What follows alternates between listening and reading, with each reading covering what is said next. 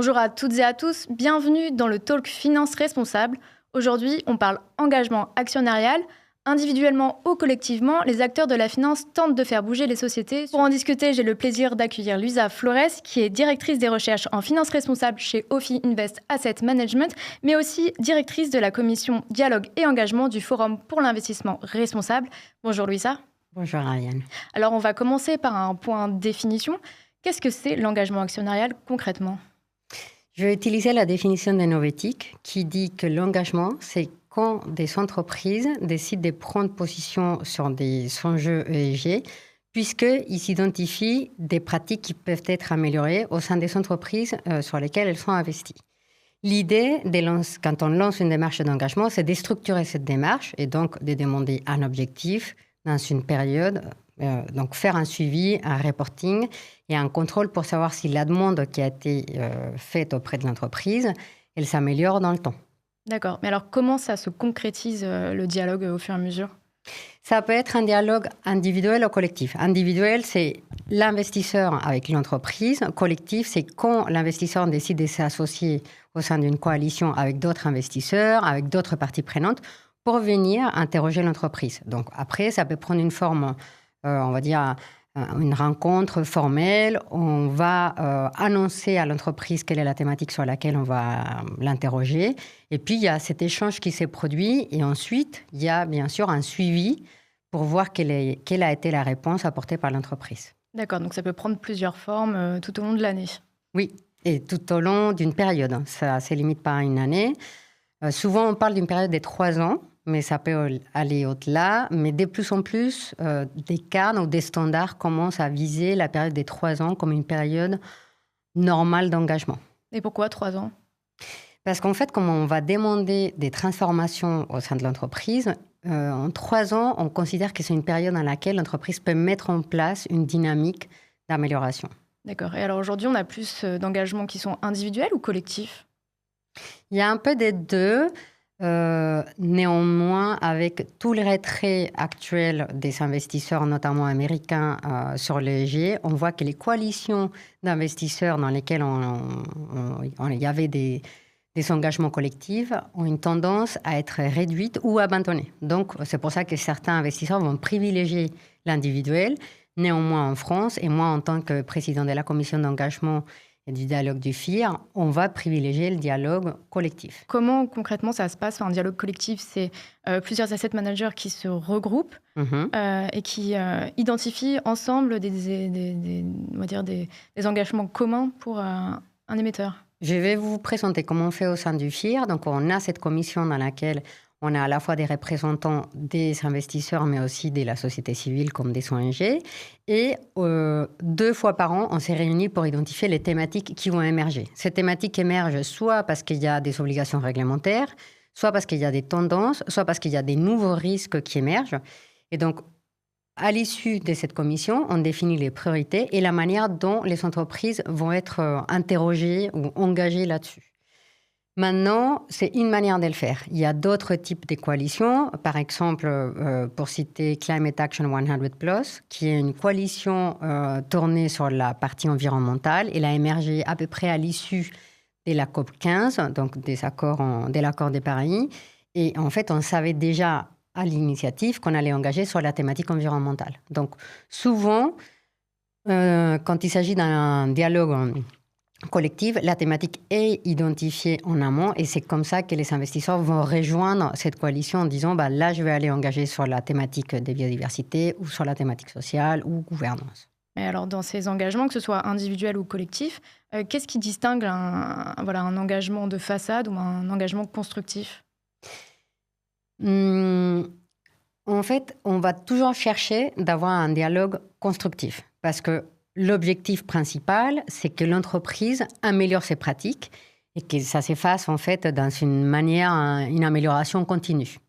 Donc, pour que ça soit un engagement constructif, le mieux, c'est de communiquer en amont sur quoi on va l'engager, quel est l'indicateur qu'on va piloter dans le temps et qu'est-ce qu'on attend de l'entreprise.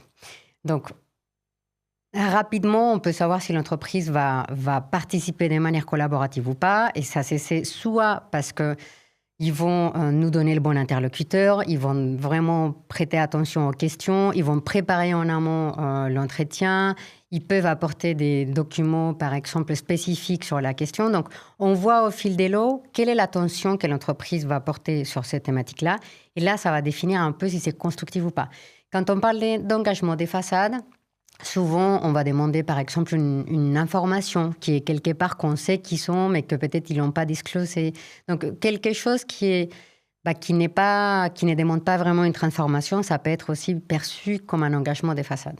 Et les entreprises, quand vous leur, justement, envoyez des demandes, est-ce qu'elles sont plutôt réceptives ou c'est compliqué ?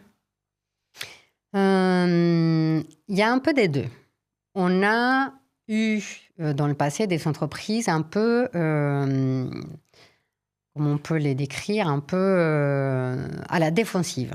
D'accord. C'est-à-dire qu'on vient les revoir et tout de suite, quand ils sont face à 15 investisseurs, ils disent « Qu'est-ce qui s'est passé ? Pourquoi vous faites ça ?» Ils se sont un peu menacés. Et ça, par exemple, en France, souvent, ça a été perçu comme une menace, alors que l'objectif, c'était d'aborder la question d'une manière constructive et montrer, en fait, l'effet de venir à plusieurs, ça montrait que ça intéressait plusieurs investisseurs, dont plusieurs actionnaires. Néanmoins, on voit les entreprises de plus en plus à l'écoute et prêtes au dialogue. Et ça, c'est une tendance qui se confirme avec les temps. En fait, de dire un investisseur vient, me pose une question. Souvent, ça va venir aider ou lancer une dynamique qui a été lancée en interne, mais qui manque un peu des forces pour que ça soit lancé. Donc, l'investisseur vient appuyer un changement. Et c'est pour ça que c'est perçu à la fin de manière constructive par beaucoup d'entreprises. Alors en ce moment, on parle de plus en plus d'engagement actionnarial et ces dernières années, de plus en plus de sujets ESG. Mais ça date de quand, en fait, l'engagement actionnarial sur ces sujets-là ? Parce que c'est quoi un peu la période ? L'engagement, on en a toujours parlé. Avant, peut-être, on parlait des dialogues. En fait, c'était le fait d'aller voir l'entreprise, de poser des questions et d'attendre si elle allait s'améliorer ou pas. Je dirais que l'année 2020 a marqué un changement important dans ces dialogues qui a commencé à prendre une forme différente d'engagement, c'est-à-dire à attendre une vraie transformation de l'entreprise. En 2020, on a lancé une des premières résolutions en Assemblée générale qui portait sur la thématique climatique au sein d'un groupe pétrolier qui était Total. Et c'est là où il y a eu vraiment un changement dans la manière où on attendait quelque chose de l'entreprise. Ça prend de plus en plus d'ampleur. Pourquoi ? Parce qu'il y a des attentes des investisseurs pour que ça change. Parce que je dirais que le timing passe très vite et qu'on voit que plus on attend, plus on a besoin des changements des entreprises et des transformations. Et c'est pour ça qu'il y a de plus en plus une demande forte pour utiliser l'engagement comme un levier de tout investisseur. Et je dirais qu'en plus, quand on s'élance dans une démarche d'investissement responsable, il est vraiment attendu que l'investisseur prenne action sur des enjeux qui peuvent être améliorés au sein de ces entreprises. Aujourd'hui, c'est central pour beaucoup d'investisseurs. Oui, je dirais que c'est central beaucoup d'investisseurs européens, un peu moins pour des investisseurs américains. Là, il y a vraiment une différenciation géographique entre l'Europe et les États-Unis, et la partie américaine est vraiment marquée par tout le backlash qu'ils sont en train de vivre en ce moment. Ouais. Et en Asie, par exemple ? En Asie, c'est impressionnant. Je dirais qu'ils commencent à s'intéresser vraiment fortement sur la thématique des l'ESG. Sur l'engagement, j'attends un peu de voir quelle forme elle prend. Mais en tout cas, sur la thématique de l'investissement responsable, que ce soit le Japon, la Chine, commence à avoir un intérêt grandissant par ces thématiques. Et on voit aussi la position de la Chine dans la COP30, qui montre un intérêt et une motivation très particulière et très spécifique dans le contexte actuel où les États-Unis sont plutôt en retrait. Alors, est-ce qu'il y a des sujets qui émergent spécifiquement dans l'engagement actionnarial ? Oui, il y a eu des thématiques qui sont plutôt naturelles. Donc, le climat, par exemple, la transition énergétique, c'était une des premières thématiques. Pourquoi ? Parce qu'on parlait souvent des risques, parce que la COP15, avec l'accord de Paris, a marqué des attentes là-dessus. Donc, ça, c'était la première thématique. Ensuite, il y a eu droits humains et gouvernance, à la fois parce qu'il y avait des enjeux en matière de réputation, parce que gouvernance, c'était une des premières thématiques dans l'ESG qui s'est montrée comme très matérielle. Depuis 2023, on a vu la thématique de la biodiversité s'est formée avec les lancements des standards du type TNFD. Et ces derniers temps, on voit de plus en plus de thématiques sur le social. Donc, post-Covid, par exemple, il y a eu beaucoup d'engagements sur la santé. IA aussi, c'est une thématique récente. Donc, je dirais, le fil conducteur, ça a été le climat, suivi par le social et la gouvernance, et après, des nouvelles thématiques comme la biodiversité, le social et l'IA. Alors, comment on fait pour mesurer en fait l'engagement, l'impact de l'engagement actionnarial finalement, que ce soit individuel ou collectif? C'est la question clé. Et c'est la question difficile. Parce que, en fait, au départ, l'engagement était, on va dire, un vague. Exemple, en 2020, on avait demandé à Total d'aligner sa stratégie climat par rapport à l'accord de Paris. Bon. Maintenant, comment on fait aujourd'hui pour mesurer cet alignement-là? Donc, ce qu'on a fait avec les temps et ce qu'on gagne en expertise un peu là-dessus, c'est utilisant un indicateur. Donc, si je vais demander un alignement par rapport à l'accord de Paris, je vais dire je vais utiliser les émissions de CO2. Donc, ça, c'est un indicateur quantitatif que je vais être capable de tracer dans le temps. Est-ce que les émissions augmentent? Est-ce que les émissions baissent? Est-ce que je parle de quel type d'émissions, directes, indirectes? Donc, plus on est précis dans l'indicateur qu'on va demander à l'entreprise, plus il sera facile de mesurer l'efficacité de l'engagement. Donc ça, c'est quelque chose qu'on a gagné avec les temps, mais il y a 4 ans, 5 ans, c'était des engagements un peu plus vagues. Il faut améliorer le dialogue social. Donc, comment on va le mesurer? Donc ça permet de gagner en efficacité et aussi de définir une période. Souvent, on a lancé des engagements sans dire, à quel moment on va dire, c'est bon, 3 ans, c'est terminé. Donc, les labels ISR, qui est un standard français, a lancé sa 3e version au 1er janvier 2025. Et dans cette version, il cite 3 ans pour engager les entreprises, par exemple, sur un plan de transition. Si au bout des 3 ans, ce plan de transition n'est pas crédible, je dois désinvestir cette entreprise. Donc là, on voit qu'il y a cette notion des mesures d'efficacité qui est très marquée. Et ça, c'est un changement très important pour l'engagement qui jusqu'à présent était plutôt qualitatif et un peu plus vague dans sa manière d'être conduit. Alors, est-ce qu'il y a des sujets qui restent quand même, on va dire, un peu vagues? Par exemple, la biodiversité, parce qu'on a très peu encore de données fiables, on va dire, sur la biodiversité. Est-ce que là, il n'y a pas un petit... Ça dépend sur quelle thématique vous engagez. Si l'engagement est tourné pour dire comment vous mesurez vos impacts en matière de biodiversité, là, on va vraiment atteindre que l'entreprise calcule un indicateur. On peut l'engager, par exemple, sur l'eau, sur ses impacts en matière de déforestation. Donc, je dirais que non, ce n'est pas plus la biodiversité que l'environnement.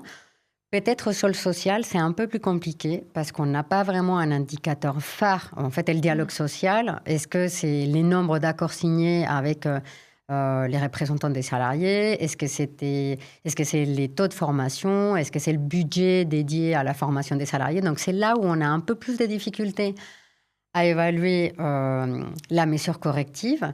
Mais je pense que toute thématique peut être traduite par un indicateur, même si c'est un peu compliqué comme exercice. Et aujourd'hui, est-ce que l'engagement actionnarial est encadré par le régulateur? Non, les régulateurs... Donc déjà, c'est la directive des actionnaires européens, donc qui s'appelle SRD2, qui a encadré l'engagement au niveau européen. Et ce qu'ils demandaient à l'époque, c'était de publier la politique et de publier un rapport. Donc c'était privilégier la transparence. Ensuite, cette directive européenne a été transposée en France dans le Code monétaire et financier et monétaire. Et là, pareil, c'était une obligation de transparence. Mais il n'y avait pas vraiment une obligation des moyens, il n'y avait pas un standard défini. Comme je le disais, c'est le label ISR, la version 3, qui a laissé entendre une périodicité, une mesure, un indicateur. Donc là, ça commence à dessiner des standards. Et après, on a plutôt des initiatives privées. Donc, c'est plutôt des ONG. J'ai en tête Share Action, qui est une ONG au Royaume-Uni, qui nous donne des bons exemples d'engagement, qui nous donne plutôt des standards. Donc ça peut servir, mais il n'y a pas à ce stade, la Commission européenne ne s'est pas prononcée à ce stade sur comment conduire un engagement, comment l'évaluer et quels sont les indicateurs à suivre. Et c'est ça qui fait que, aussi, quand on va mesurer son efficacité, ça lui rend très compliqué, parce que chacun va faire en fonction de sa propre définition. Mais ça, est-ce que c'est quelque chose que les asset managers voudraient finalement? D'avoir un cadre? Moi, je pense que c'est important d'avoir des cadres et c'est aussi dans le cadre, dans le FIR, donc dans le Forum pour l'investissement responsable, on essaye d'identifier des bonnes et des mauvaises pratiques parce que c'est de cette manière-là que les entreprises peuvent s'améliorer. Souvent, quand on a engagé des entreprises dans le secteur pétrolier, elles se sont dit « Ah, super, mais sauf qu'il n'y a pas de cadre, donc vous voulez que j'adopte quoi comme standard de référence ?» Donc, c'est pour ça que c'est important de donner un cadre, une direction, une trajectoire pour guider toutes les entreprises, y compris les investisseurs, à s'améliorer sur ces types de démarches. Et vous parliez de ShareAction, qui est aussi, ou d'autres ONG, on pointait du doigt parfois des asset managers avec des engagements insuffisants. Donc ça arrive aussi de... Oui, c'est-à-dire que nous-mêmes, société de gestion, on va se faire évaluer sur la capacité à engager, sur le niveau d'engagement, sur la transparence, sur est-ce qu'on va vraiment pousser les entreprises à faire mieux. Et ça permet aussi de mettre les standards en bas plus haut, de voir que souvent le secteur des financiers s'est fait critiquer parce qu'on ne les croit pas capables de pousser les entreprises à faire mieux. Et on voit que du coup, les ONG vont inciter, par les biais de ces benchmarks, de ces classements, de comparer. Et là, pour les coups, il y a un classement des ShareAction qui a classé une 70 sociétés de gestion au niveau mondial sur ces engagements. Comment ils sont conduits, sur quelles thématiques. Donc, il y a la biodiversité, la gouvernance, le social, le climat. Ils vont comparer, ils vont dire lesquels vont plus loin, lesquels vraiment mettre en place plein de mesures pour pouvoir inciter les entreprises au changement. Alors, on a parlé d'engagement actionnarial, mais on ne peut pas parler d'engagement actionnarial sans parler de Science and Climate. Donc, c'est une résolution qui est déposée, donc consultative aux assemblées générales. Est-ce que vous pouvez nous expliquer qu'est-ce que c'est ? Justement, je dirais que c'est un outil de gouvernance d'un actionnaire pour inciter l'entreprise à adopter une stratégie climat. Donc, quel est l'objectif ? L'entreprise ou l'actionnaire va soumettre au vote des actionnaires une résolution qui va contenir un plan sur la stratégie climatique. Et ensuite, ils vont venir présenter l'avancement de ces plans climatiques. Donc, ça permet de faire un suivi de la stratégie au sein de l'entreprise. Et 2, ça permet de créer un débat. Donc, est-ce qu'on est tous les actionnaires de cette entreprise? Est-ce qu'on est tous d'accord pour que l'entreprise mette des moyens, une gouvernance dédiée et des résultats à cet objectif-là? Donc, c'est pour ça que ça me paraît une bonne manière de le définir comme un outil de gouvernance. Beaucoup d'investisseurs ou peut-être beaucoup de personnes connaissent les Say on Pay, c'est-à-dire la capacité de s'exprimer sur la rémunération des dirigeants. Le Say on Climate a été inspiré du Say on Pay, donc la capacité de donner aux actionnaires la possibilité de voter sur la thématique du climat. Sachant qu'il y a un peu deux Say on Climate, celui qui est déposé par l'entreprise et ceux qui sont déposés par les actionnaires. Donc exactement. C'est assez différent dans les ambitions aussi de oui, exactement. On va dire c'est pas la même chose. Quand c'est déposé par l'entreprise, donc ça veut dire qu'elle, de manière volontaire, elle veut consulter ses actionnaires sur quelque chose que, normalement, elle a déjà mis en route. Donc, souvent, les entreprises qui font ça, c'est des entreprises qui sont à l'aise, qui ont démarré cette initiative depuis un certain temps et qui considèrent qu'ils vont avoir le soutien des actionnaires pour les mettre au vote. En revanche, quand ce sont les actionnaires qui vont soumettre cela au vote, c'est plutôt, on va dire, c'est une escalade. C'est-à-dire qu'on considère que l'entreprise n'est pas allée assez loin dans sa stratégie climatique et on considère que c'est important de le discuter avec les autres actionnaires, qu'elle doit mettre ça à l'ordre du jour dans son stratégie. Donc, c'est plutôt, quand c'est un actionnaire, on va dire, c'est plutôt une mesure d'escalade. C'est quelque chose qu'on mène un peu plus loin pour que l'entreprise finisse par comprendre qu'il faut qu'elle adopte ces changements. Alors, le FIR, donc le Forum pour l'investissement responsable, sort chaque année des études justement sur ces Say on Climate. Et donc, sur l'étude de 2025, ils ont montré qu'il y avait 29 Say on Climate dans le monde. Il y a eu un pic en 2022 avec 49 Say on Climate. Et donc, depuis, ça a diminué. Comment on explique ça ? Bon, moi, je pense qu'il y a quelques tendances qui peuvent l'expliquer. La première, en Europe. En Europe, il y a eu une nouvelle réglementation par les entreprises qui s'appelle la CSRD. Et en fait, c'est une réglementation qui vise l'amélioration de toute la communication liée à la responsabilité sociale. C'est un exercice de reporting, mais c'est aussi un exercice stratégique. Et cet exercice a mobilisé souvent les mêmes équipes qui travaillaient sur les Say on Climate. Donc, on pense que ces équipes-là ont été mobilisées pour travailler plutôt sur cet exercice de reporting et stratégique que pour travailler sur les Say on Climate. Donc, ça, c'est une première raison. Une deuxième raison, c'est que, comme je le disais auparavant, les entreprises vont privilégier de plus en plus les dialogues que la mise ou le vote sur une résolution de ce type. La troisième raison, si on parle des États-Unis, c'est le retrait des Américains sur cette thématique de la durabilité. Et donc, du coup, ils disparaissent un peu du Say on Climate pour des raisons qu'on connaît. Et puis, on peut aussi expliquer que ces mouvements des backlash peuvent aussi irriguer un peu le territoire européen et qui vont dire « je préfère passer par d'autres moyens pour faire valider ma stratégie que par les biais d'un vote ». Donc ça peut expliquer un peu la baisse des résolutions en 2025. L'engagement, finalement, est mieux reçu qu'un Say on Climate du côté actionnarial par une entreprise.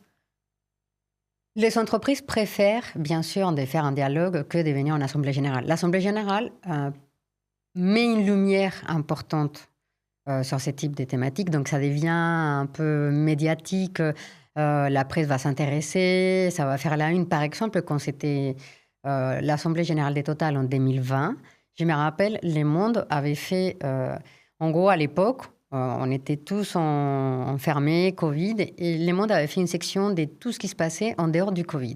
Et une des premières informations, c'était des actionnaires des Total décident de mettre à l'ordre du jour une résolution qui porte sur le climat. Donc, ça avait créé un énorme, zoom médiatique sur ça.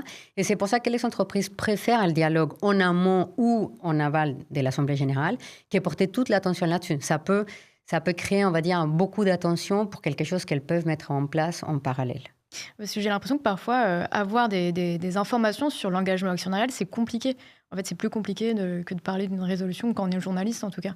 Parce que moi, j'avais fait l'exercice, par exemple, de demander à certains asset managers sur la biodiversité, de demander concrètement c'était quoi les engagements avec telle ou telle entreprise. C'était pas super transparent. Donc, en fait, si ce sont des engagements individuels, je peux comprendre que l'état de ces engagements peuvent rester encore un peu confidentiels. En gros, on est dans un échange avec l'entreprise.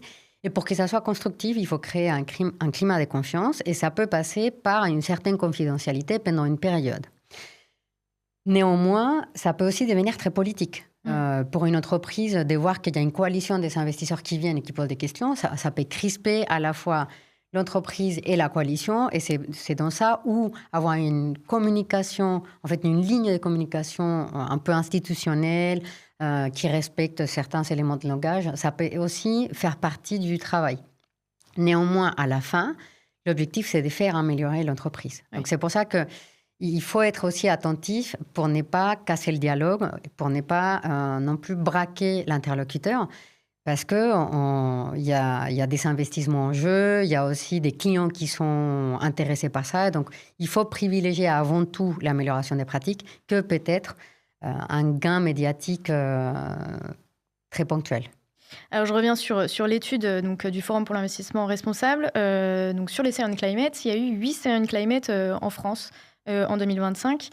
C'est plus que nos voisins. On est en avance sur ces sujets en France ? On est en avance sur la démarche. Donc, 8 sont... Je pense qu'il y avait une vingtaine en Europe. Oui. Donc, ça veut dire que la France concentre une grande partie des Say on Climate. Donc, les entreprises ont une culture d'interroger les actionnaires beaucoup plus forte que nos pairs européens. On est un peu plus en avance qu'en Europe continentale. On est à peu près au même niveau qu'au Royaume-Uni. Néanmoins, dans le fond, dans la transformation, il y a encore du travail. Quand on regarde, l'ADEME, par exemple, réalise une étude des Say on Climate des entreprises, on voit qu'on n'est pas encore là en termes d'ambition. Il y a encore des précisions. Encore les démarches, par exemple, les trajectoires climatiques ne sont pas encore validées par la science. On n'intègre pas la totalité des émissions dans une trajectoire des baisses des émissions. Donc, sur le fond, il faut encore avancer. Je ne dirais pas que la France c'est un leader. Et je dirais la France est à peu près au même niveau que toutes les entreprises européennes où il y a besoin d'aller un peu plus loin. En revanche, sur la forme, sur l'effet de consulter les actionnaires, ils sont un peu plus en avance que les autres. Alors, le taux d'approbation moyen d'Essay Climate dans le monde en 2025, c'est 87,7%. Comment on interprète ce taux de réussite d'Essay Climate ? Donc, c'est intéressant parce qu'on l'interprète comme une réussite. En fait, 87%, en effet, c'est un taux important. Maintenant, je dirais que ça, on peut l'expliquer par plusieurs raisons. La première, c'est qu'il y a beaucoup d'investisseurs qui vont récompenser la transparence et la démarche. De dire, ah, c'est bien, ils nous ont déjà proposé ça, on va le récompenser, on va voter pour. Deuxièmement, on voit aussi que la gestion passive, donc par exemple, beaucoup d'acteurs américains qui vendent des indices, en fait, des fonds indiciels, finalement, ils ne se posent pas vraiment la question de qu'est-ce qu'il y a dans ces votes-là. Ils vont voter systématiquement, donc sans se poser la question. Et on sait que la gestion passive, aujourd'hui, représente une part très importante de la part des actionnaires de ces entreprises-là. Donc, je dirais que ça peut expliquer une partie des votes positifs. Et puis, je regarderais plutôt les 13 ou 15% des votes contre. En fait, réussir à avoir 13 ou 15% des votes contre, parfois, je dirais, c'est énorme. Pour avoir été plutôt du côté des votes contre, quand on franchit le 10%, c'est incroyable parce que c'est vraiment aller à l'encontre de tout ce qu'on entend au quotidien, notamment, pour expliquer un élément un peu technique, les votes souvent sont exercés par un intermédiaire qu'on appelle les proxy-voteurs. Donc, ce sont des agences spécialisées qui analysent les résolutions des entreprises et qui vont proposer un vote. Ces intermédiaires ont un rôle essentiel parce que si ces intermédiaires soutiennent ces votes et que moi, en tant qu'investisseur, je paye cet intermédiaire pour m'aider à voter, je vais m'appuyer souvent sur cet intermédiaire. Si cet intermédiaire vote pour et ne se pose pas de questions, ça peut inciter à un résultat positif, comme on vient de le voir à 86-87%.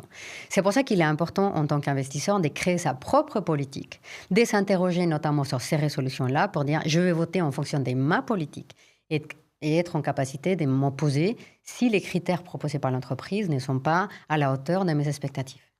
C'est-à-dire que parfois, un Essay Climate ne peut pas être ambitieux oui, s'il est déposé par une entreprise. Bien sûr. C'est-à-dire qu'un plan climat d'une entreprise souvent ne respecte pas une trajectoire définie par la science, ça n'est pas l'indicateur, il n'est pas ambitieux, ils vont nous proposer quelque chose qui est déjà atteint, et c'est dans ça on considère qu'un Essay Climate n'est pas assez ambitieux.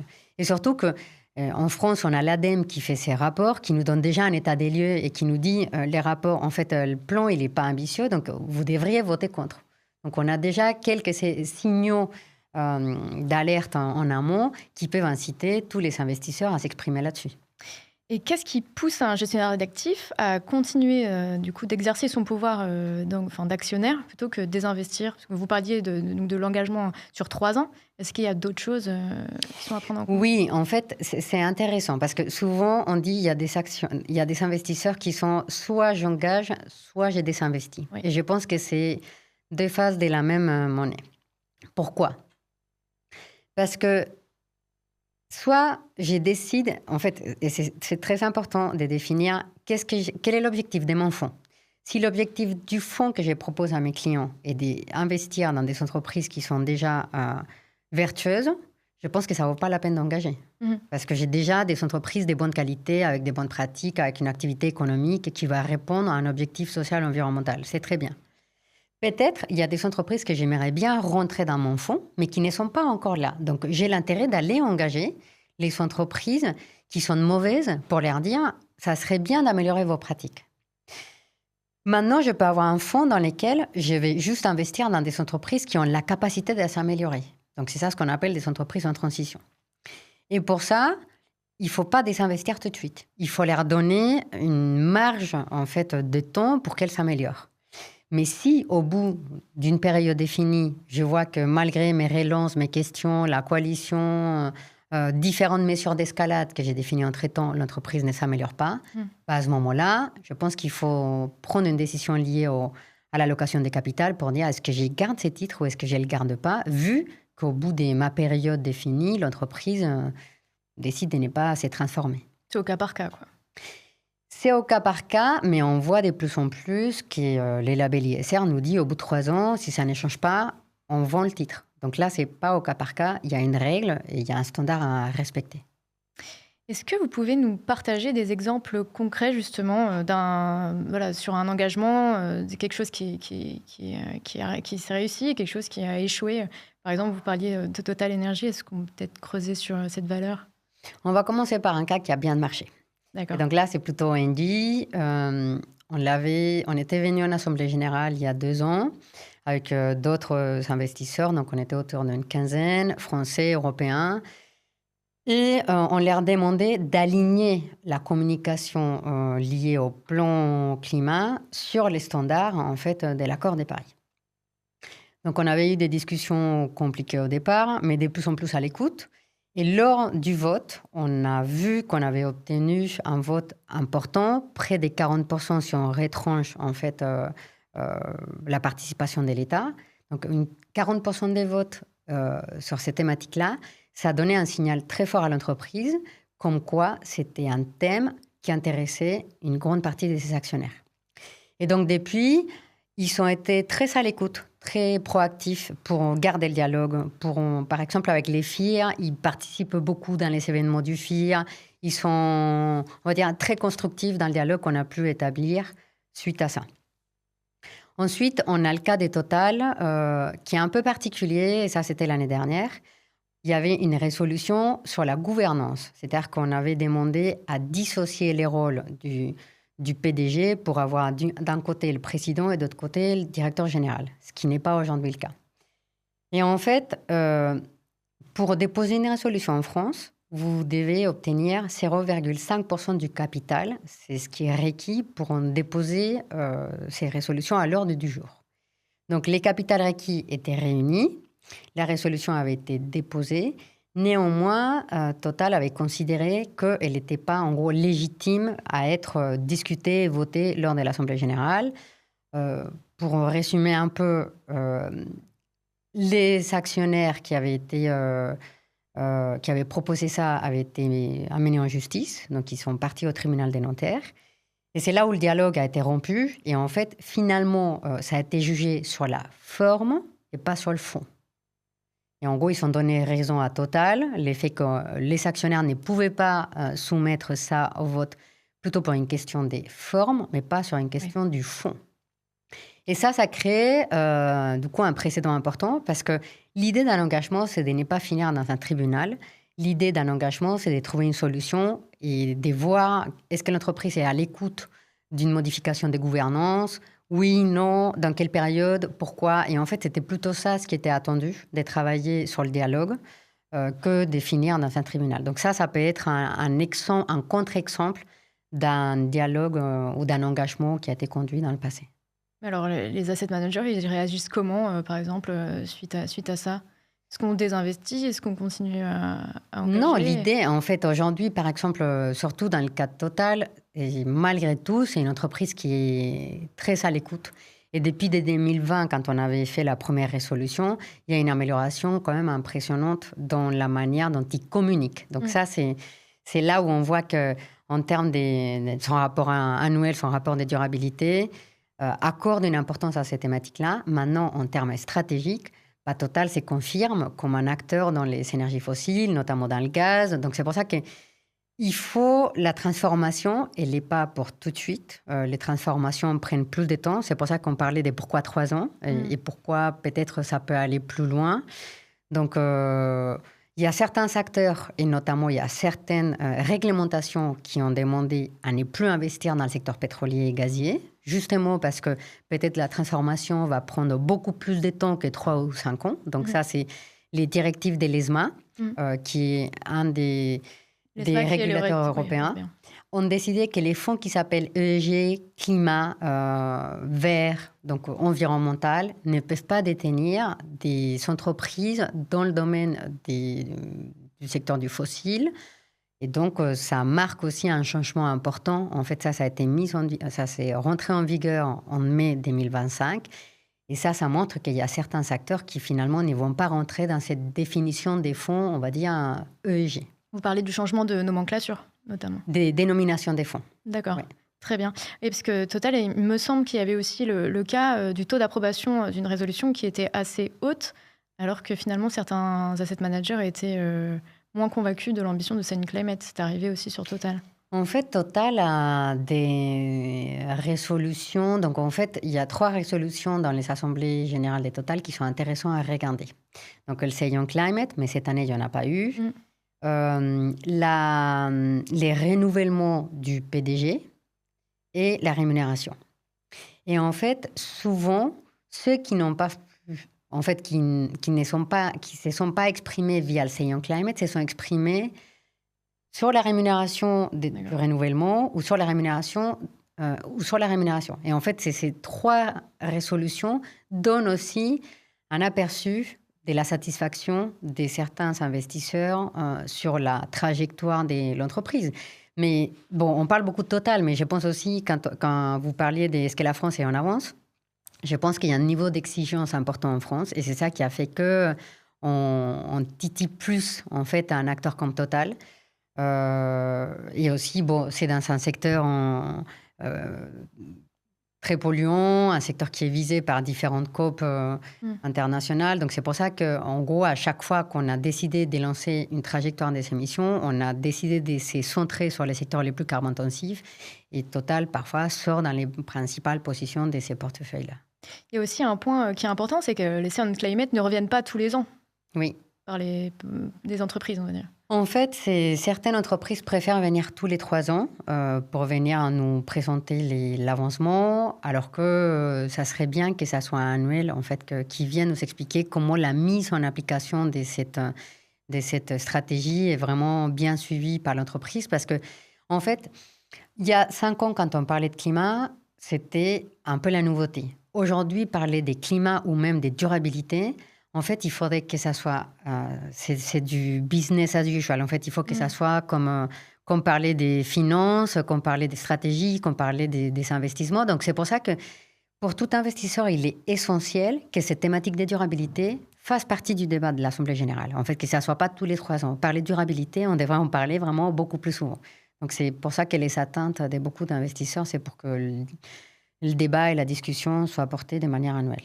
Alors, comment on pourrait justement faire pour avoir des résolutions climat tous les ans? Est-ce que c'est le régulateur qui pourrait mettre ça en place? Ça peut être le régulateur. Et là, avec la réglementation CSRD, donc celle dont je vais vous parler sur le reporting, ça va aussi inciter les entreprises à publier donc, une documentation réglementaire et à le soumettre au vote, par exemple. À dire, voilà, de la même manière que j'ai soumis au vote mes comptes, pourquoi ne pas soumettre au vote les sujets de durabilité, ou que l'auditeur externe qui a certifié ses comptes de durabilité puisse aussi être évalué. Donc, de plus en plus, cette thématique va être sur la table, parce que soit il y a des risques, soit il y a une réglementation, soit il y a des atteintes, soit il y a des actionnaires aussi qui veulent entendre parler. Donc, on pense que oui, il va y avoir de plus en plus de débats là-dessus. Maintenant, est-ce que c'est une résolution? Peut-être pas. Ça peut être aussi des questions à l'ordre du jour en Assemblée générale qui vont en discuter sous notre forme. Et ça ne nécessite pas un vote, ça nécessite plus une réponse et un échange lors de l'Assemblée générale. Alors, comment on envisage l'avenir sur l'engagement actionnarial aujourd'hui ? On attend un document de la Commission européenne qui va normalement sortir le 19 novembre sur la réforme de ce qu'on appelle les FDR. Donc, c'est la réglementation sur les fonds durables. Et dans cette réglementation, on va parler d'une catégorie qui s'appelle fonds de transition. Et je pense que la notion d'engagement, elle va être centrale. Et on attend tous ces documents pour voir comment l'engagement va être encadré en fait. Et d'après ce qu'on a vu, il y a des documents qui ont été partagés en amont de cette publication et des propositions. On pense que l'engagement va être plus encadré et il va être vraiment plus dans l'exigence, pas seulement dans la transparence comme on l'avait vu dans le passé, mais plus dans l'obligation d'un suivi et d'une crédibilité. Donc, un engagement devra être preuve suffisante pour montrer qu'on peut garder des entreprises considérées en transition dans un portefeuille. Donc ça va être aussi un changement important à surveiller par les investisseurs dans les semaines à venir. Puis il y a justement cette notion de transition qu'on entendait moins avant et qui fait surface depuis quelques mois, Oui, années. Et surtout, c'est qu'est-ce qu'on met derrière les mots transition. Souvent, il y a beaucoup d'acteurs qui se considèrent en transition, mais qu'est-ce qui les incite à dire ça? Et pour nous, transition, il faut vraiment qu'il y ait des mesures, une gouvernance, un indicateur qui permet justement d'évaluer la transformation de l'entreprise dans le temps. Ce n'est pas pour continuer à faire les mêmes métiers avec différents noms. Et c'est très important de bien définir cette notion de transition, aussi important pour les investisseurs, mais aussi pour les clients qui vont investir dans ce type de fonds pour éviter un peu le greenwashing qui a été très critiqué ces dernières années. Est-ce que vous parliez du backlash tout à l'heure ESG, est-ce qu'il y a d'autres freins à l'engagement actionnarial aujourd'hui ? Oui, en fait, je pense que c'est une période compliquée, je dirais, pour la durabilité, puisque souvent les gens sont vraiment... toute la réglementation qui est venue s'imposer, ça crée une espèce de fatigue. Donc ça, cette espèce de fatigue, ça peut être un obstacle, en fait, pour la durabilité. En Europe, on parle beaucoup des compétitivités, on parle des sécurités, on parle des souverainetés. Et ça aussi, ces thématiques sont venues se poser en top de l'agenda européen à la place du climat, à la place du Green Deal. Donc oui, il y a des obstacles dans le contexte actuel. Et je pense que ces thématiques de compétitivité ont mis... En fait, on gagnait un peu toute l'attention des sons politiques. Et c'est ça qui fait que la durabilité est passée à un second plan. Néanmoins, il y a encore, par exemple, le Forum pour l'investissement responsable. Est-ce que vous avez vu, par exemple, une baisse des sociétés, des asset managers qui s'engageaient dans le Forum pour l'investissement responsable ? Non, pas du tout. Et je dirais qu'au sein du FIR, on ne voit pas une baisse de la motivation, de l'enthousiasme. Et moi, en tant que société de gestion, je ne vois pas du tout une baisse de la demande de mes clients. Au contraire, l'année 2025 a été marquée par soit des clients qui restent très engagés, qui veulent des fonds labellisés, qui veulent des fonds ESMA, qui veulent qu'on les accompagne sur les différents enjeux réglementaires, qui veulent qu'on définisse des méthodologies dans les portefeuilles. Donc, je ne vois pas du tout une baisse. Je vois aussi un appétit pour des nouveaux fonds, notamment sur la thématique sociale. Et je vois aussi, nous, par exemple, on a obtenu des récompenses cette année, ce qui fait que aussi, ça incite à faire mieux. Et donc, certes, les Américains sont en retrait, mais les Asiatiques, ils sont plus que jamais motivés. Donc, ça compense un peu l'absence des acteurs américains. Pour nous, Européens, ça fait des années qu'on a travaillé là-dessus, qu'on a plein d'exemples, qu'on a plein de bonnes pratiques à partager. Donc, ça nous réconforte pour continuer à rester engagés sur ces thématiques. Et vous parliez des clients. Est-ce que vous êtes challengé régulièrement de la part de vos clients ? Vous avez des questions sur tel ou tel émetteur ? Complètement. Nous, chez Ophia Invest AM, on a beaucoup de clientèles du monde mutualiste. C'est des questions qui apparaissent quotidiennement. Dans les comités de gestion, on a des sections dédiées sur la partie ISR. Et comme je le disais, ils ne se sont pas du tout, en fait, ils sont pas du tout reculés dans ces ambitions ESG. Et c'est ça qui est un peu contradictoire. Parce que dans la presse, on entend tout le temps des dire « Ah, il y a un recul. Ah, il y a des fonds qui décollectent. » Nous, on n'a vraiment pas du tout senti un recul ou une démotivation de la part de nos clients. Vous n'êtes pas la seule à me dire ça, justement, qu'il y a un peu un décalage entre le discours, on va dire, sur la place publique et vraiment la motivation, en fait, oui, des je pense qu'il y a beaucoup de langage, en fait, donc, on ne parle plus, par exemple, aux États-Unis, on ne parle plus des ESG, on ne parle plus des diversités, on parle des risques, on parle des résiliences, on parle des robustesses. Donc, d'une autre manière d'aborder la question de l'ESG. Mais je pense qu'en fait, les risques sont là. En fait, les risques physiques sont là. Les coûts de la sinistralité climatique est toujours là. Donc, c'est dire que ça disparaît, c'est vraiment être complètement myope sur des choses qui vont se matérialiser dans les portefeuilles d'investissement et dans la performance des entreprises sur lesquelles on est investi. Donc, il faut continuer à travailler là-dessus parce que ça devient de plus en plus concret. les impacts que ça peut générer dans les portefeuilles. Et qu'est-ce que vous, en tant que présidente de la commission dialogue et engagement du FIR, vous voulez impulser pour ce nouveau mandat? Moi, j'aimerais bien qu'on travaille de plus en plus sur la mesure et sur l'efficacité de l'engagement. Que l'engagement, ça ne soit pas seulement perçu comme un dialogue, comme tiens, ils sont gentils ces investisseurs qui vont dialoguer avec des entreprises, mais tiens, ces investisseurs ont réussi des objectifs.